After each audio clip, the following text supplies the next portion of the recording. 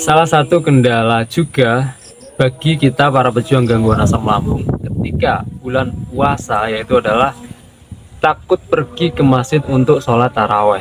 Padahal kepingin banget, tapi juga sangat takut banget yang pada akhirnya nggak jadi pergi sholat taraweh di masjid atau di musola.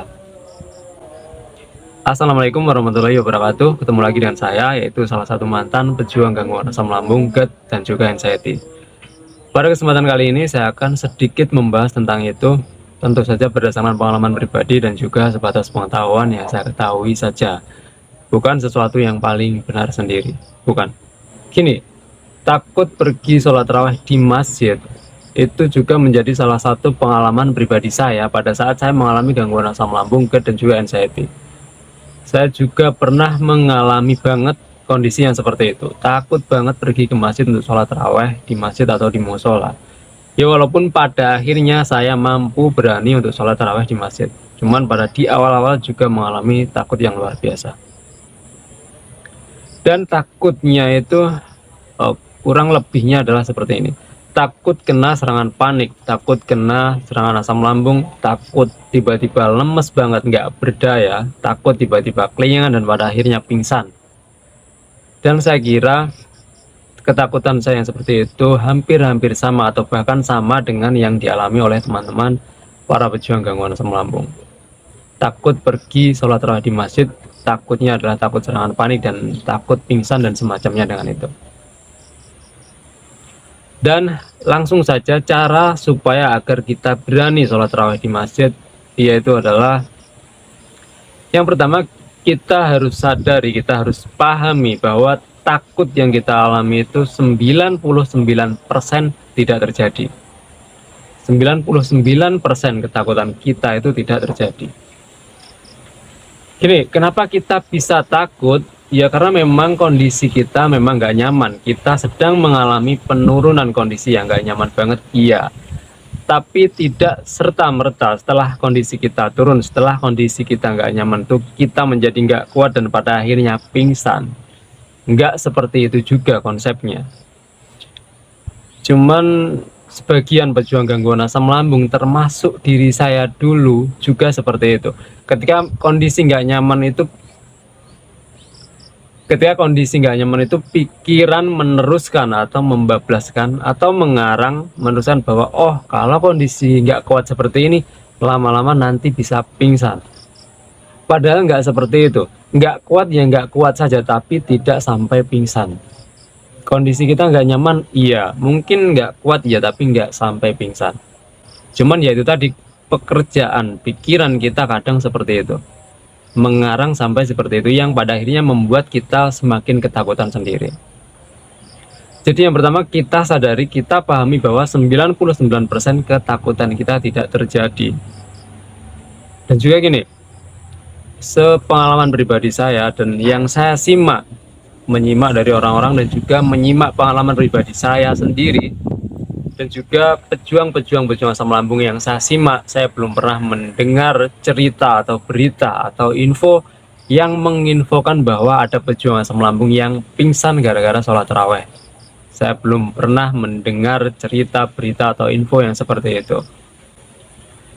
Dan saya cukup yakin juga teman-teman pejuang gangguan asam lambung juga belum pernah mendengar berita, cerita atau info yang semacam itu. Saya cukup yakin sekali. Jadi dengan modal yang seperti itu, kita manfaatkan juga untuk membesarkan mental kita agar kita lebih berani untuk pergi sholat tarawih di masjid. Kalaupun bisa terjadi, kemungkinan yang bisa terjadi yaitu adalah kena serangan panik. Kenapa bisa kena serangan panik? Iya karena saking takutnya kita doang, kita bisa kena serangan panik. Kita takut, semakin nggak terkontrol, semakin tinggi takutnya, dan justru kita tambahi atau kita pupuk dengan pikiran kita ya, maka semakin memuncak, pada akhirnya kita bisa kena serangan panik hanya karena saking takutnya kita. Tapi kalaupun terpaksa kena serangan panik nggak ada masalah juga, selama perut kita isi, serangan panik nggak akan horor-horor banget. Beda cerita dengan perut kita kosong, itu kena serangan panik bisa sangat horor banget memang.